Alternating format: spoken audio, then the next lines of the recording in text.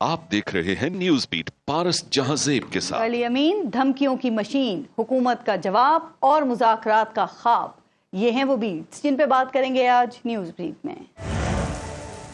अस्सलाम वालेकुम, मैं हूँ पारस जहांजेब। सख्त और गर्म मौसम से लेकर तल्ख लहजों तक पाकिस्तान का सियासी और कौमी मंजरनामा ईद के बाद भी बिल्कुल वैसा ही है जैसा इस कुर्बानी की ईद से पहले था। ईद आई गुजर गई, कुर्बानी करके गोश्त भी खूब खा लिया, जो बच गया वो फ्रीजर्स के तहखानों में डाल दिया ताकि आने वाले दिनों में बवक्त ज़रूरत काम आ सके।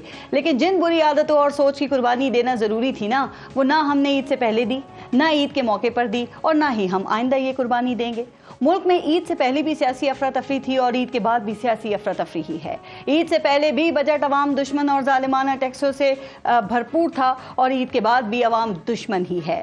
खैबर पख्तूनख्वा के वजीर आला अली अमीन गंडापुर की वफाक पर चढ़ाई और वजीर आजम शहबाज शरीफ को हुकूमत से निकालने और बिजली तनसीबात पर कब्जे की धमकियां ईद से पहले भी थीं, ईद के दौरान भी जारी रहीं और ईद के बाद भी जारी ही हैं। वफाक की तरफ से फंड्स ना देने और इम्तियाजी सलूक की शिकायत खैबर पख्तूनख्वा को ईद से पहले भी थी, वाजिबात और बिजली ना देने की शिकायत ईद के बाद भी हैं।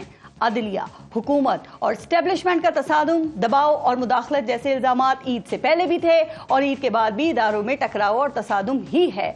बानी पाकिस्तान तहरीक इंसाफ को अदालती रिलीफ देने की शिकायत हुकूमत को ईद से पहले भी थी और ईद के बाद भी शिकायत ही है। PTI को 9 मई के बाद सबक सिखाने की हुकूमती पॉलिसी ईद से पहले भी थी और ईद के बाद भी है। PTI और हुकूमत में लड़ाई ईद से पहले भी थी और ईद के बाद भी है।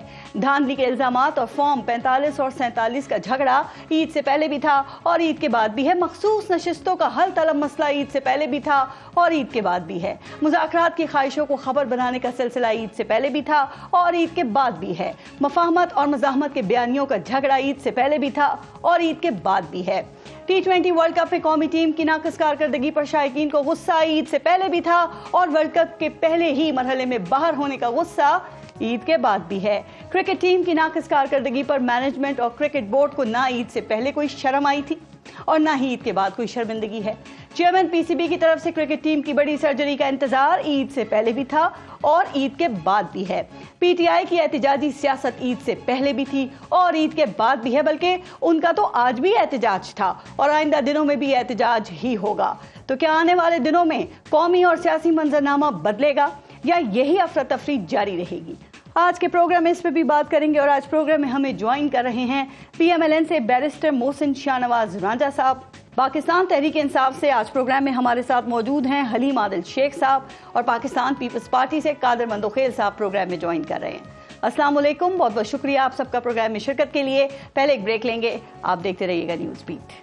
अच्छा मोहसिन शाहनवाज रांझा साहब, आपसे शुरू करते हैं। लगता है कि वज़ीर आला खैबर पख्तूनख्वा ने तो गंडासा हाथ में पकड़ा हुआ है और उन्होंने वफाकी हुकूमत को सूबे में लोड शेडिंग का मसला ख़त्म करने के लिए 15 दिन भी दिए थे और ये भी कहा था कि अगर 15 दिन में मसला हल नहीं हुआ तो फिर वो ग्रिड स्टेशन में दाखिल होंगे और खुद ही बिजली का बटन अपने हाथ में ले लेंगे और आप देख लें कि वही सब कुछ उन्होंने करना भी शुरू कर दिया है।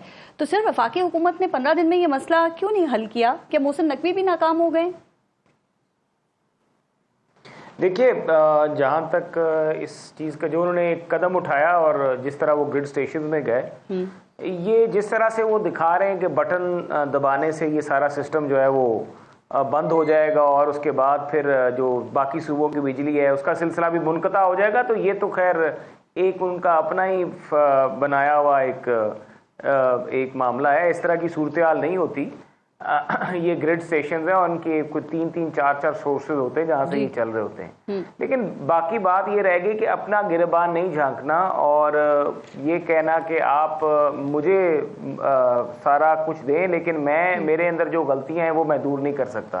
देखें, ये जो बात है ये सिर्फ एक जगह ही नहीं, ये पंजाब में भी जो सब डिविजन्स जहाँ पर लाइन लॉसेज होते हैं वहाँ पर लोड शेडिंग आपकी उस हिसाब से आती है, बल्कि बिल्स की जो होते हैं मामला जहाँ बिजली चोरी ज्यादा होती है वो लाइन लॉसेज जो होते हैं दूसरे कंज्यूमर्स की तरफ भी चले जाते हैं। ये इनकी पॉलिसी होती है और ये कई जो डिस्ट्रीब्यूशन कंपनीज हैं पंजाब में उनके बीच में भी ये आपको कॉमन चीज़ें नज़र आएंगी और ये चीज़ जो है डिफरेंट प्रोविंसेस के जो इलाके हैं, सिंध में भी देखें जहाँ पर ये मसला होता है तो चीफ मिनिस्टर सिंध तो आपको कभी इस तरह की हरकत करते नजर नहीं आएंगे। बलूचिस्तान में भी ये मसला होता है, वहाँ पे आपको बलूचिस्तान का चीफ मिनिस्टर ये हरकत करता नजर नहीं आएगा। लेकिन जहाँ तक आपको ये KPK के चीफ मिनिस्टर का सवाल उठता है, ये वो हरकत करते आ रहे हैं जो सियासत है बेसिकली।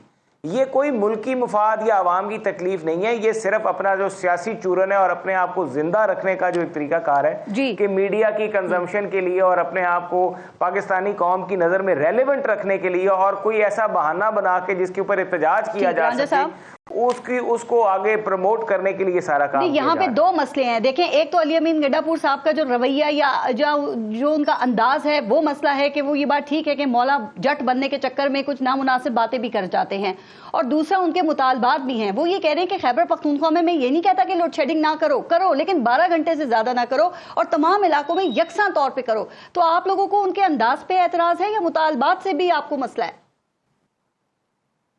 देखें, ये जो बात वो कर रहे हैं ना कि मैं कह रहा हूँ ये ना करें, यहाँ पे तो उन्होंने इंटीरियर मिनिस्ट्री में और उनको ये इशू रेज करना चाहिए जाके मिनिस्टर के साथ जी। और ये कहा क्या बात, अगर आपकी एक दिन या आधा घंटा बात नहीं हुई तो आप चले जाएं ग्रिड स्टेशन में बिजली बंद करने, ये कोई तुक तो नहीं बनता। हमें कई दफा फौरन जवाब नहीं भी मिलता, अदालतों में अगर इंसाफ नहीं मिलता तो क्या लोग जो है वो जज साहिबान के सर पे बंदूक रख के कहेंगे मुझे फौरन फैसला चाहिए?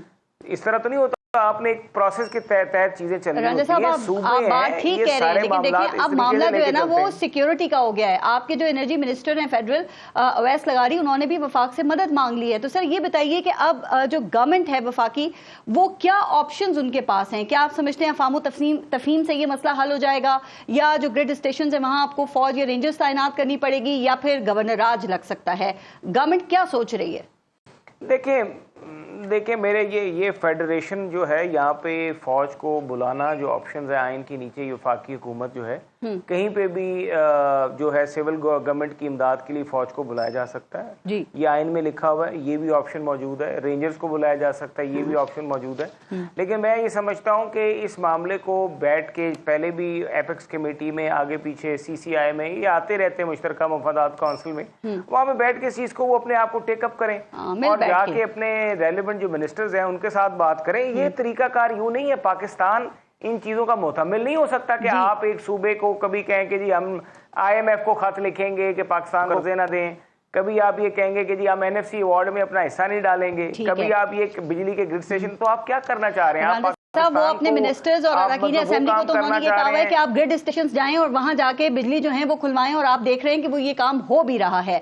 मैं हलीम आदिल शेख साहब से जरा इस पर राय ले लूं। हलीम आदिल शेख साहब, आपके ख्याल में अली अमीन गड्ढापुर साहब का जो रवैया है, आप समझते हैं कि वो दुरुस्त है? चूंकि ये बात तो ठीक है कि जो ग्रिड स्टेशन हैं या वापडा के जो ऑफिस है वो वफाकी गवर्नमेंट के अंडर होते हैं ना सर, और वहां पे ग्रिड स्टेशन में दाखिल होकर फिर बिजली जो है वो जबरदस्ती खुलवाना, आपके ख्याल में क्या ये वफाक पर हमला नहीं और इस तरह से कोई सूबा चल सकता है? वैसे देखिए पारस, चीज़ों को समझने की कोशिश करना पड़ेगी हमें जी। एक तो यह कि हमें अवाम ने इतना वोट दिया है, फॉर्म 45 वाला, KP में भी और पूरे पाकिस्तान में, कि हम अवाम के नुमाइंदे हैं और हमें अवाम के लिए खड़े होना है। जो लोग अवाम से नहीं आए उन्हें खवास के लिए साथ रह रहे, अवाम जले मरे, गर्मी में मरे, लोड शेडिंग में मरे, हम तो उन्हीं के जरिए आए, तो हमें उनके साथ खड़े होना है जी। अब बात आती है कि हमारे KP के 1510 अरब वफाक के पास हैं, और हम ये भी कहते हैं हमारी गवर्नमेंट के जी अगर कोई लाइन लॉसेस हैं तो हमारे पैसों में से उनको ठीक करके आप हमारे इन लोगों को अजाब से निकालें। मसाजिद में वजू नहीं हो पा रहा, 20 घंटे लोड शेडिंग हो रही है। गर्मी का भी उसमें जिक्र फरमा रहे थे हमारे साथी बैरिस्टर साहब के जी, कितनी गर्मी है। इस गर्मी में 20 घंटे लाइट ना आए, घर में पानी ना हो, वजू का पानी ना हो, नहाने का पानी ना हो, आप बताइए ना क्या बीतेगा। और उसके बाद मैं कहता हूँ ये तो इससे अच्छी मिसाल हो नहीं सकती कि अवाम नहीं, अवाम का नुमाइंदा ग्रिड स्टेशन जा रहा है। क्या अच्छा होता कि अवाम को कह दिया जाए तो जाओ, अवाम को रोकने वाला कोई ना होता। ये तो मिसाल कायम की जा रही है कि नहीं आप नहीं, हम है ना। अगर मैं कहता हूँ मुझे 84,000 वोट दिया है तो मुझे जाना चाहिए ना, बजाय इसके कि हम कह जाओ जी आप चले जाओ पीछे से। लेकिन बात सुनिए, राजा साहब ने एक और बात भी की, आपने उस पर गौर किया? सर देखिए, लोड शेडिंग का जो ताल्लुक है वो तो फिर रिकवरी से होता है ना। जिन इलाकों में रिकवरी ज्यादा है वहाँ लोड शेडिंग कम है, और जहाँ पे चोरी ज्यादा होती है वहाँ लोड शेडिंग भी ज्यादा होती है। अब सर ये वफाकी हुकूमत के आदाद शुमार के मुताबिक पेस्को और ये टेस्को, ये ट्राइबल एरियाज इलेक्ट्रिक सप्लाई, सबसे ज्यादा नुकसान में जाने वाले ये डिस्कोज हैं, और रवा माली साल इन दोनों का नुकसान मिलाकर 188 अरब रुपए से ज्यादा है। हलीम आदिल शेख साहब, ये मसला हल करना क्या सूबाई हुकूमत का काम नहीं है? देखिए, बात यह है कि सूबाई हुकूमत का काम रिकवरी उस तरीके से कराना नहीं, इनका अपना काम है, ये वफाक की जिम्मेदारी है। किसी ने मना नहीं किया उनको, करें, क्यों लाइन लॉसेज हो रहे हैं, जो भी निजाम बनाए। लेकिन जो लोग पूरे केपी में 20-20 घंटे की लोड शेडिंग कर रहे हैं, अगर कहीं है, हम तो कहते हैं हमारे पैसों से लेके पूरा कर दो उसको। पूरा अगर फौज तैनात कर दी, सिक्योरिटी दे दी, फिर क्या होगा अली मादल शेख साहब? और वो गवर्नर राज का ऑप्शन भी उनके हाथ में है। देखिए जी, फौज तैनात, फौज भी हमारी है, अवाम भी हमारी है। मेरा ख्याल है कि ये लोग जिस गंद पे उतरे हुए हैं, अल्लाह माफ करे, ये कौम को, फौज को उन्होंने सामने सामने ला के खड़ा करना चाह रहे हैं, ऐसा कभी नहीं होगा। इनकी पूरी ख्वाहिश है, चूंकि इनकी हुकूमत इसी की मरहून मन्नत है कि किसी तरीके से इदारों में और अवाम के अंदर फासला रहे उसके। और मैं बता दूं आपको, अवाम तो नहीं जा रही, और फौज अगर होगी भी तो एमपीए को कौन रोकेगा, चीफ मिनिस्टर को कौन रोकेगा? हम अगर हमारा हक होगा, मतलब अब हमारा हक लेने जा रहे हैं, अपना 12 घंटे कह रहे हैं। खुद इन्होंने कहा, वफाकी वजीर ने कहा, पेस्को ने कहा, यकीन दहानी कराई कि 12 घंटे से ज्यादा नहीं होगी। उसके बाद 20 घंटे हो रही है। नुमाइंदे की जिम्मेदारी है और हम ये जिम्मेदारी पूरी करेंगे। वो कहा जा रहा है अवाम वहां भी नहीं निकल रही। लेकिन मैं जरा मंदोखेल साहब से बात कर लूं, फिर आपके एहतजाज पे आज के बात करते हैं। मंदोखेल साहब, ये जो इस वक्त वफाक और खैबर पख्तूनख्वा की हुकूमतों का मामला जो है वो जिस नहज पे पहुंचा हुआ है, आपके ख्याल में इसका जिम्मेदार कौन है और इसका अंजाम आप क्या होता देख रहे हैं? चूंकि अली अमीन गंडापुर कह रहे हैं कि मैं अपने सूबे के लोगों का हक लेने के लिए लड़ाई लड़ रहा हूं, और उनका ये नारा पॉपुलर भी है सर, और खैबर पख्तूनख्वा के अवाम भी हो सकता है कि खुश हों इससे बहुत ज्यादा। इनको कुछ ना कहो, इनको कुछ न कहो। इनकी तरबियत इमरान खान साहब ने ऐसी की है जो उस वक्त जलसे में खड़े होके और वो बिजली के बिल पाड़ रहे थे, लोगों को बोलते थे कि आप बैंकों में पैसा ना भेज दे, लोगों को गैर कानूनी, गैर आईनी और फसाद की तरफ वो ले जा रहे थे। ये सारी स्पीच आप सामने रख लेना, आप खामखा अली मादल शेख साहब को क्यों कसूरवार ठहरा रहे हो? आपकी बात तकरीबन 4 महीने पूरे होने को है। अली अहमद गंडापुर जो है शमा है, वो पश्तो फिल्मों को बदरमंदर और पंजाबी फिल्म करा, वो डायलॉग पार्टी के अलावा वो कर क्या रहा है जी? आप जो कल शाम को, कल रात को जब ये फीडर में घुस गए, वहां पे ग्रिड स्टेशन में, रहमान बाबा ग्रिड स्टेशन में, उसकी वजह से 32 फीडर बैठ गए। आज पूरा पेशावर जो है ना वो अंधेरे में दोपहर से डूबा हुआ है, क्योंकि उसने खुद ही बटन इधर उधर कर दिए, वो 32 फीडर जो है ना वो बैठ गए। अब आप मुझे बताओ, इनको ये चीज चलनी है, ये समझ रहे कि मैं वहां पे मीडिया के सामने डायलॉग बाजी करके और ये सारी चीज कर दूंगा। मैं गवर्नर तो पहले ही कह चुका है, उनको दे दो सारी ये डिस्कोर्स, पेशावर का, डेरी खान का और अजारा का, इनको ये डिस्कोर्स इनके हवाले कर, ताकि इनको पता चल जाए। ये दूसरी सवाल ये है कि अली मादल शेख साहब कह रहे हम तो आवाम ने मैंडेट दिया है। भाई आपने आवाम में मैंडेट दिए तो आप आवाम की खिदमत करें। आपके दौर में पीपल्स पार्टी के सिंध के 1200 अरब थे, आपके पीटीआई की जो वफाकी हुकूमत है उस तो आपके कह रहे पैसे नहीं है। आपके अकेले पैसे थोड़ी है, पंजाब के, बलूचिस्तान के और सिंध के सबके पैसे बकाया। जाहिर बात है कि फंड की कमी होती है तो कटौती होती है। आप उस पान पर अवाम को गुमराह करें। आज आपके सूबे में आपके जो सर आप कह रहे हैं कि वो कर क्या रहे हैं? वैसे उन्होंने कल अली अमीन गंडापुर ने अब ये भी कह दिया है कि जो गवर्नर हाउस है ना उसमें हम बिलावल भुट्टो को भी दाखिल नहीं होने देंगे। मुझे ये बताइए कि आप समझते हैं कि ये मामला कहीं रुकेगा, या वफाक के पास जो ट्रम्प कार्ड यानी कि वो जो गवर्नर राज का ऑप्शन है वो मजबूरन या मजबूरी के तहत वफाक की तरफ से इस्तेमाल किया जा सकता है? चूंकि आपको पता है ना कि फिर ये ऑप्शन जो है इसमें सदर मुमलिकत का किरदार बहुत ज्यादा अहम हो जाता है। फारिश ये बंदा किसी तरीके से चाह रहा है कि अफरा तफरी लोगों को तवज्जो जो ना इन सारे ड्रामों की तरफ धकेल रहे। खुद उसकी 4 महीने की क्या कारकर्दगी, आप मुझे बता दो ना, कोई कारकर्दगी बता दो, उनके कोई विजन बता दो। आज जो टूरिस्ट का एक पॉइंट है खैबर पख्तूनख्वा, आज आग लगी हुई है, वहां पे टूरिस्ट फंसे हुए, होटल बंद हो गए सारे, वहां पे लॉ एंड ऑर्डर का सूरत जो है आफ्टर है पेशावर। ओके ठीक चाहते कि किसी तरीके से अफरा तफरी हो। हमने खैबर पख्तूनख्वा हाउस में न के कोई वफा नहीं आया था, लेकिन हम सिर्फ इनकी शरारत से बचने के लिए, हालांकि वो इस्लामाबाद के अंदर है, हम चाहे तो 2 मिनट में वहां बेड में उठा के बाहर ठीक है। नहीं सर, ऐसा आप अच्छा कर रहे हैं कि ऐसा कदम तो नहीं उठाना चाहिए, क्योंकि हमें इंतशार की तरफ नहीं जाना चाहिए ना, मुल्क भी मुतहम्मिल नहीं हो सकता। लेकिन पाकिस्तान तहरीक इंसाफ ने आज एहतजाज की कॉल भी दी हुई थी। जरा मैं अब इसके ऊपर आ जाती हूँ। मोहसिन शाहनवाज रांझा साहब, पहले खान साहब जो हैं वो फौज से ही मुज़ाकरात की उन्होंने जिद रखी हुई थी, अब उन्होंने पाकिस्तान तहरीक इंसाफ को दूसरी सियासी जमातों से बातचीत करने का भी टास्क दिया, और अब ये सुना जा रहा है कि इस पर भी यू टर्न उनकी तरफ से लिया गया है। तो सर, आपके ख्याल में क्या मुज़ाकरात का माहौल बन सकता है, या आप समझते हैं कि ये डेडलॉक जो है यही बरकरार रहेगा? देखिए, मुज़ाकरात जो हैं वो तो हमेशा और हर वक्त जो हैं वो होने चाहिए, और मुज़ाकरात में ही मुस्तकबिल जो है पाकिस्तान का वो रोशन है। अगर आप सारी चीज़ें जो हैं वो लड़ाई झगड़े और डंडे की जोर पे करने की कोशिश करेंगे तो नताइज नहीं निकलेंगे, और पाकिस्तान इस वक्त कतई तौर पे सियासी अदम इस्तेकाम का मुतम्मिल ही नहीं हो सकता। तो बेहतर ये तरीकाकार है। सर, वो डंडे के जोर पे कुछ नहीं कर रहे, वो आर्ग्यूमेंट देते हैं कि आपकी गवर्नमेंट डंडे के जोर पे उनको निकलने ही नहीं दे रही है। अभी देखें, पीटीआई बताएगी इस बारे में, वो कहते हैं कि जब पंजाब में तो ये बात दुरुस्त है कि आप 144 लगा देते हैं, आज भी आपने एक हफ्ते के लिए वहां पर लगा दी है। वो कहते हैं हमें जलसे जुलूस रैलियां तो निकालने ही नहीं दे रही आपकी हुकूमत। एक जमहूरी मुल्क में ऐसा होता है रांझा साहब, ऐसी पाबंदियां? देखिए मेरी बात सुने। हमारे हल्के में मेरे ये पिछले 1-2 दिनों में ये चीज़ें हो रही हैं, और कतई तौर पे हमें कोई गर्ज नहीं। हम कहते हैं ठीक है, वो अगर अपना एहतजाज कर रहे हैं, और वो कर भी रहे हैं, उन्होंने आया, लेकिन लोग नहीं निकल रहे उनके साथ। अब उन्होंने मेरे कॉन्स्टिट्यूंसी में जो 1-2 निकाले हैं तो 25-30 लोग थे साथ, और निकले, किसी ने नहीं रोका उनको, बल्कि जाती बारी उन्होंने कुछ लोगों को उल्टा मारा पीटा, और कुछ लोगों को डराया धमकाया जो थोड़ा बहुत उनके साथ नहीं जाने पे थे, अपने सपोर्टरों को। रांझा साहब, दो बातें कर रहे थे। एक, आपने 144 पंजाब में क्यों लगाई है? तो कोई किस्म की नहीं, तो आपने 144 रुकावट आपने क्यों लगाई है सर? और आपके ख्याल में मोमेंटम क्यों नहीं बन रहा, क्यों नहीं लोग निकल रहे? 144 जो है वो, एक तो गर्मी इतनी सख्त है, कौन निकलेगा? मुझे बताएं कि इन मौसम में कभी किसी ने हड़तालों की कॉल दी है? हम भी सारी सियासत करते आ रहे हैं। आप मुझे बताएं कि इतनी दर्जा हरारत में जहां पर लोग जो हैं वो कुर्बानी का गोश्त खा के बीमार हो गए, इतनी गर्मी है, ये कह रहे हैं तो आपने लोगों की भलाई के लिए 144 लगा दो, बिल्कुल भी नहीं निकलना। हमारे देखिए, मैं आपको बताता हूँ कि नहरों पे नहाने पर दफा 144 लग जाता है।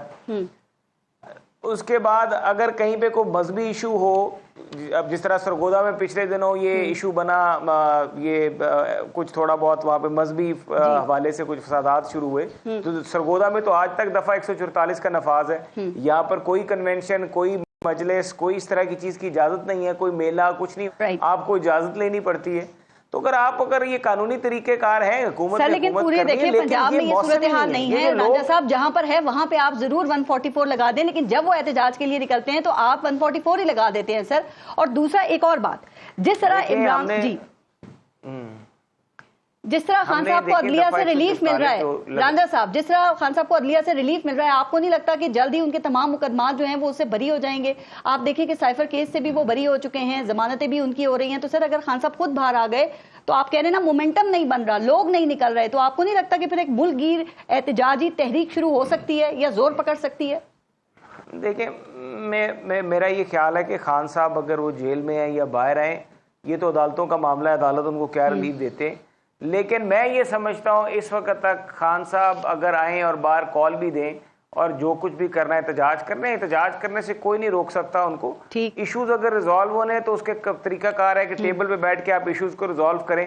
अगर आपने उसके अलावा अगर कोई और करना है तरीकाकार, अगर आपने लड़ाई झगड़े की तरफ ही मामलात को लेके जाए, तो लड़ाई झगड़ा जो है पाकिस्तान उसके मुतम्मिल नहीं हो सकता। जी ठीक। हरीम आदिल शेख साहब, वैसे ये तो हकीकत नहीं है कि पीटीआई अभी तक खान साहब के उनके हक में या धांधली के खिलाफ कोई बहुत ज्यादा तादाद में लोगों को बाहर नहीं निकाल सकी है सर, और आज भी आपका एहतजाज था, हर हफ्ते ही एहतजाज आप लोग करते हैं, तो वो मोमेंटम क्यों नहीं बन पा रहा है सर? जो मुश्किल हालात होते हैं उसी में तो सियासी जमातों का टेस्ट होता है, क्योंकि इनकलाब ऐसे ही नहीं आते घर बैठ के। देखिए पारस, मैं आपसे थोड़ा सा एक तो दरखास्त करूंगा। आजकल हम शोज में अक्सर इसलिए भी नहीं जाते कि दो तरफ हुकूमतें बैठी होती हैं, एक आवाज होती है, समीउल्लाह कलीमुल्लाह, हम एक तीसरी पार्टी होते हैं, तो हमें वैसे ही कम टाइम मिलता है। तो बराए करम इसको ख्याल कर लिया कीजिए, चूंकि गवर्नमेंट की पार्टीज हैं। अभी जैसे वो फरमा रहे थे, उनकी गवर्नमेंट मंदू खैल साहब की नहीं है, कहते हैं फेडरल गवर्नमेंट में नहीं, लेकिन अभी वो कह रहे थे कि हम इस्लामाबाद से अमीर अमीन को उठा के बाहर फेंक देंगे।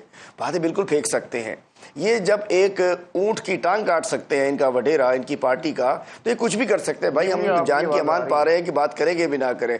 जब एक सहाफी बेचारा जी जी जी जी पीपल्स पार्टी का इनका ओहदेदार है, बाकायदा अनाउंस्ड, और उसके बाद नसरुल्लाह गडानी बेचारा साफी, वो उसने 2-4 वीडियोस डाल दी इनके इलाके के वडेरे के खिलाफ, उसको बेचारे को जान से मार दिया। कच्चे में जिसको चाहे उठा लेते हैं। कराची में 84 लोग इस साल के अंदर अभी तक कत्ल कर दिए जा चुके हैं। भाई इनसे तो जान की अमान हमें मिलती है कि ये बिल्कुल उठा सकते हैं, बिल्कुल इसमें कुछ नहीं है। तो हमें तो सबसे पहली बात तो मैं करना चाहता हूँ कि इनकी एक गवर्नमेंट है, बराए कर हमें मौका दे दिया कीजिए। अब मैं बात करता हूँ कि ये कहते हैं कि जी लोग नहीं निकल रही है। एक तो बताना चाहता हूं, आज टीवी तो हमें दिखाता नहीं है, जाइए हमारी पीटीआई ऑफिशियल पे देख लीजिए, मेरे ट्विटर हैंडल पे देख लीजिए, हमारी पार्टी की उसमें देख लें, पूरे पाकिस्तान में लोग निकले हैं। कराची में 22 जगह पे लोग निकले हैं, हर हमने हल्के की बुनियाद पे रखा था। 6 जगहों पर मैं खुद गया हूं। अब पंजाब में 144 लगाया हुआ है। उसके बाद सनम जावेद को, आलिया हमजा को गुजरावाला से पकड़ते हैं, फिर अंदर करते हैं, 6-6 घंटे पुलिस की गाड़ियों में बंद रखते हैं। 75 साल यास्मीन राशिद अंदर पड़ी हुई हैं। 10,000 लोग हमारे बंद पड़े हैं, मिलिट्री कस्टडी के अंदर है। जो बाहर निकलता है उसकी FIR कट जाती है। इस्लामाबाद प्रेस क्लब पे आप साफी हैं, प्रेस क्लब के ऊपर जाते ईद से एक रोज पहले ATC का मुकदमा बन जाता है। वो जाके हमारा एक आमिर मुगल वो बुलडोजर से कहता है रोको, ATC बन जाता है। उसके बावजूद अल्हम्दुलिल्लाह इस तमाम मेरे ऊपर 41 केसेस थे, 5.5 महीने जेल में रहा।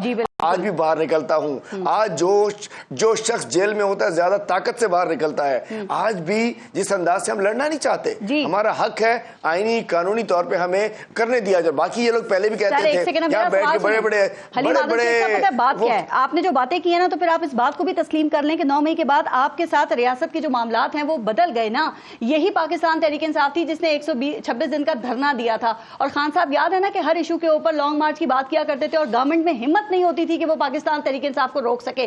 तो आप समझे कि पाकिस्तान में ग्राउंड रियलिटीज यही हैं कि बादशाह वही है जिससे शहंशाह खुश हो, बादशाह वही है जिससे रियाया खुश हो, बादशाह वही होना चाहिए जिससे कौम खुश हो। ग्राउंड रियलिटी की बात कर रही हूं। वही है जिसको कौम यहाँ पे ये ग्राउंड रियलिटी है जिससे रियाया खुश है, वो बादशाह है।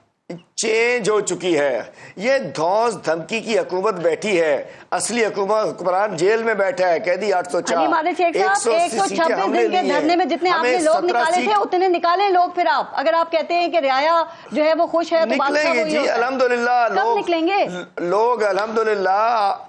अरे पारस खान साहब ने अपने हाथ में रखा हुआ है, उन्होंने कहा कि मैं बताऊंगा। आप देखिएगा जिस दिन लोग निकलेंगे, जब लोग निकलेंगे लोग अपनी जगह छोड़ के भागेंगे। ये वक्त करीब आने वाला है, हम चाह रहे हैं वोट ना आए। लोग कहते हैं 8 फरवरी को कुछ नहीं होगा, कोई वोट नहीं देगा, सोशल मीडिया खत्म, ये खत्म, आलू बैंगन जूता मक्की। उसके बाद वोट जो पड़ा है आप देखिए 3 करोड़ सबको पड़ गया, उससे ज्यादा 3 करोड़ हमें पड़ गया। हम एक रियलिटी है, तहरीक इंसाफ एक हकीकत है, इमरान खान एक हकीकत है, कौम ने साबित कर दिया है। हम निकलेंगे, हम इंशाल्लाह। जब हम चाह रहे हैं हमारी आवाज सुन लें, इसी अंदाज से सुन लें, कौम का लावा पक रहा है, समझ जाए उसको। अगर निकले फिर कश्मीर में तो ट्रेलर की फिल्म निकलेगी फिर इंशाल्लाह। लेकिन अवाम नहीं निकल रहे, यही सियासी मुखालिफिन आपके सियासी जमातें इसी इशू को उठा रही है। मंदोखेल साहब, आपने हलीम आदिल शेख साहब की बात सुनी, आपको लगता है कि खान साहब जल्दी जेल से बाहर आएंगे और फिर एक मुल्कगीर एहतजाज जो है वो माहौल बन सकता है या तहरीक शुरू हो सकती है?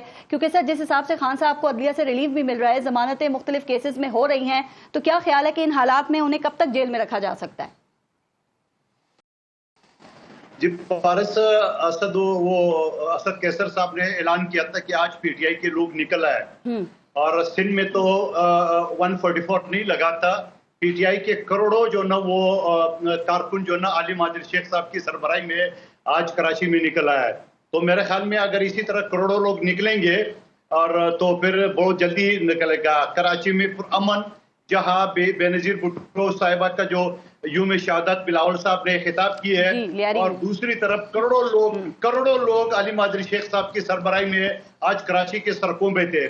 जरा इनसे फुटेज तो ले ले, कितने दर्जन लोग इनके साथ थे आज के जो है रोडों पे निकला है। यहाँ तो कोई 144 नहीं लगा हुआ था, यहाँ तो कोई मसला नहीं था। कितने दर्जन लोग रोकते तो नहीं सर वो कहते हैं सिंध में बिलखुसूस कराची में क्रैकडाउन तो हो जाता है। और अलीम आदिल शेख साहब की आप बात कर रहे हैं ना, ये तो जब ऑपोजिशन लीडर थे तो भी लंबा अरसा जेल में ही रहे थे।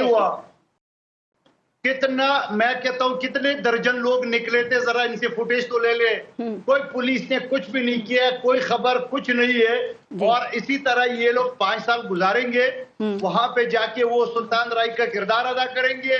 यहाँ पे या अली मादिर शेख साहब और दूसरे लोग जो ना ये अपने पोर्टफोलियो के एंजॉय करेंगे, और खान साहब 5 साल तक जेल में पड़ा रहेगा, फिर इलेक्शन आ जाएगा, फिर फॉर्म 45 फॉर्म 47 कोरोना रोना रहेंगे, और इसी में जो ना 5 साल गुजारते रहेंगे, तनख्वाहें लेते रहेंगे, पार्लियामेंट। सर, मैं आपकी बात से क्या समझूं कि मुज़ाकरात का माहौल मंदोखेल साहब नहीं बन सकेगा, डेडलॉक बरकरार रहेगा, इन जो कारकुनान है वो यूं ही जेलों में रहेंगे। भाई जो बेगुनाह हैं उनको तो रिहा कर देना, और जो गुनाहगार हैं उनको सजाएं दें।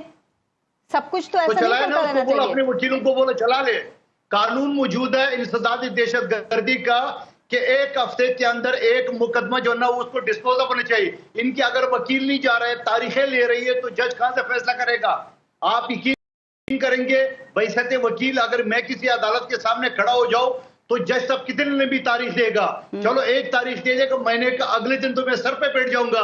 इनके वकील खुद मजे लूट रहे हैं, इनके वकील खुद जो है ना वो टॉक शो के मजे लूट रहे हैं। ये इसी तरह चलता रहेगा। जब तोशा खाना का केस स्पीड से चला था तो क्यों चला? जब निकाह का जो गठिया केस था, मैं उसको गठिया केस सर, आप उनकी कंप्लेन भी सुनते हैं कि एक आदमी एट अ टाइम 3-4 जगहों पे तो नहीं हो सकता ना। अगर कोई लाहौर से किसी को छोड़ा जाता है तो उसे गुजरावाला में गिरफ्तार कर लिया जाता है, तो एक आदमी एट अ टाइम बहुत सारी जगहों के ऊपर तो नहीं हो सकता। और जो 9 मई के मुकदमात हैं, 1 साल मुकम्मल हो गया, अभी तक ट्रायल मुकम्मल नहीं हुआ है।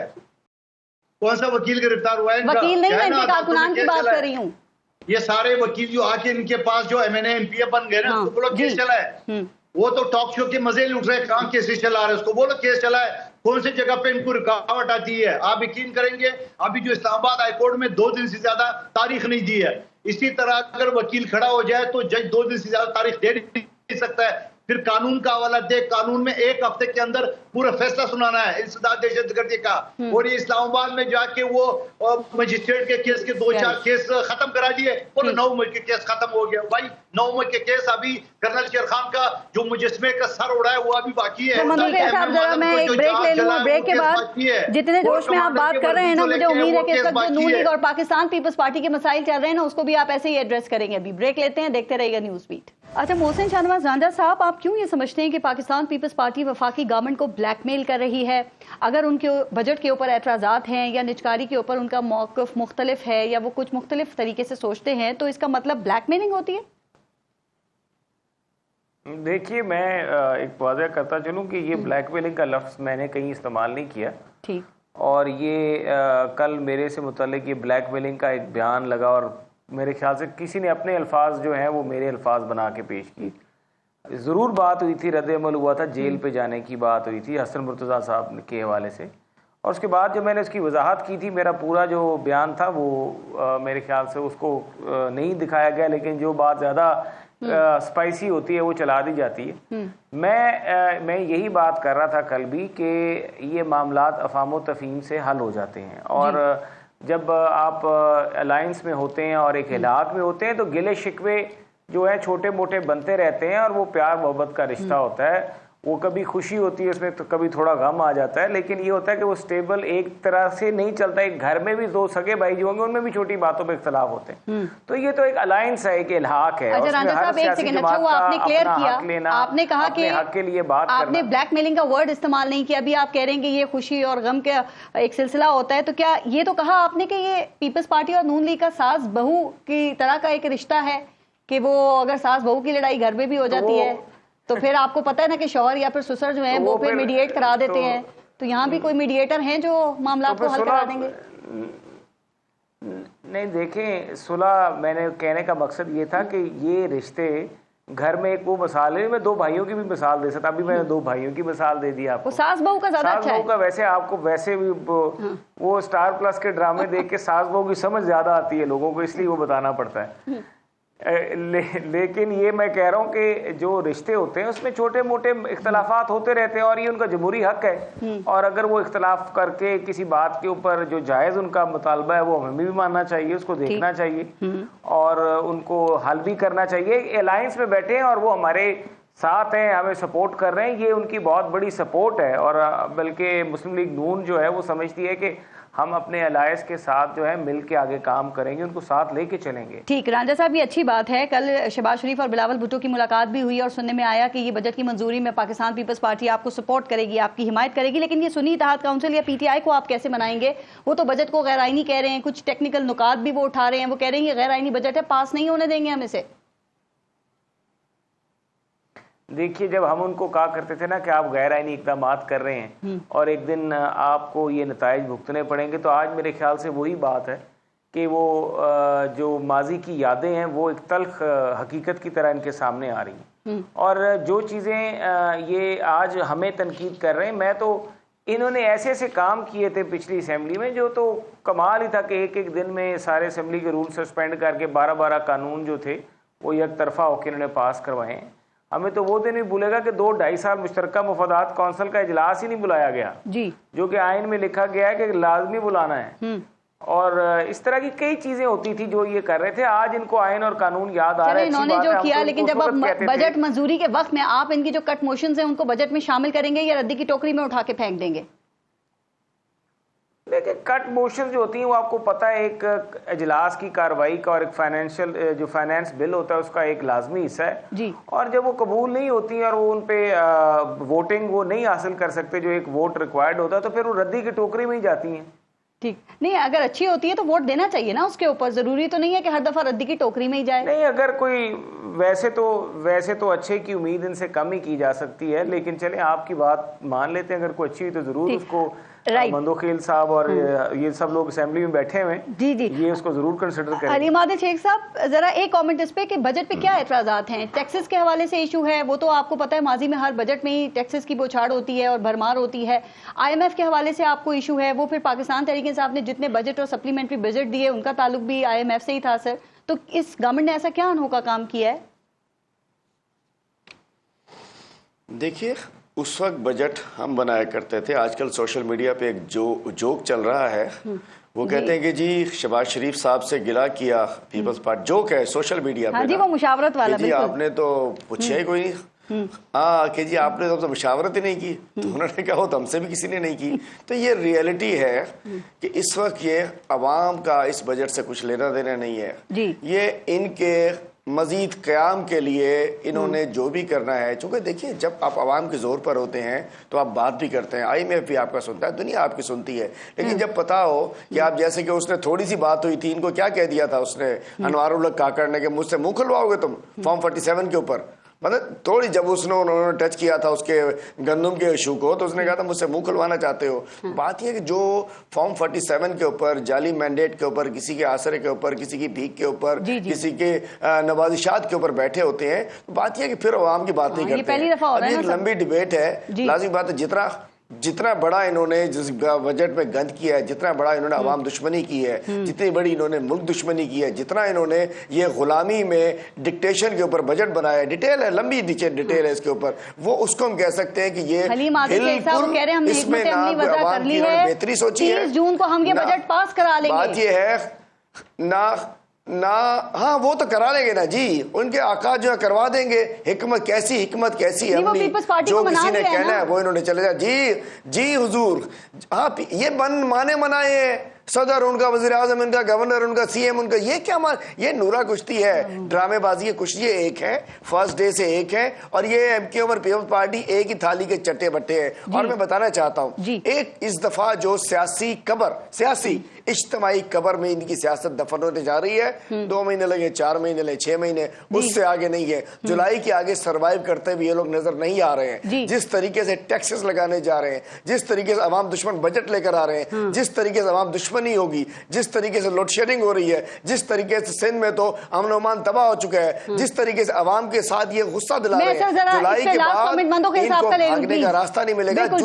जूतियां छोड़ के भागेंगे जुलाई के अंदर। जुलाई के बाद मुझे नजर नहीं आ रही है। PTI कह रही है कि आपका पाकिस्तान तहरीक इंसाफ कह रही है कि आपकी और नून लीग की आपस में नूरा कुश्ती चल रही है। सर, पहले आप लोगों ने कहा बजट इजलास में हम शिरकत नहीं करेंगे, हुकूमत के मनाने पे आप चले गए, फिर शहबाज शरीफ और बिलावल भुट्टो की मुलाकात भी हो गई। ये क्या है, आप हुकूमत के साथ भी खड़े हैं और मुखालफत भी करते हैं उनकी? अच्छा पारिस, पहली बात तो ये कि अली मादिल शेख साहब जो बात कर रहे थे एक ताली के चटे, तो असद कैसर साहब क्यों हमसे उम्मीद लेके बैठे हुए कि पीपल्स पार्टी वोट ना करें? नंबर 1 बात।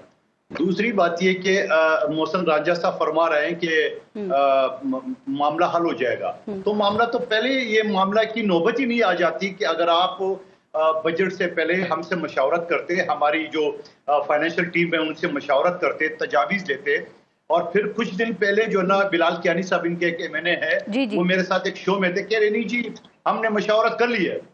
आज भी बिलावल साहब ने कराची में कहा कि हमसे मशावरत नहीं की गई। शेरी रहमान साहब, हमारे गिलानी साहब, हमारे सर जब वो कह रहे हैं उनके एमएनए के हमने मुशावरत कर लिया, आप समझ जाए ना कि मुशावरत हो गई है।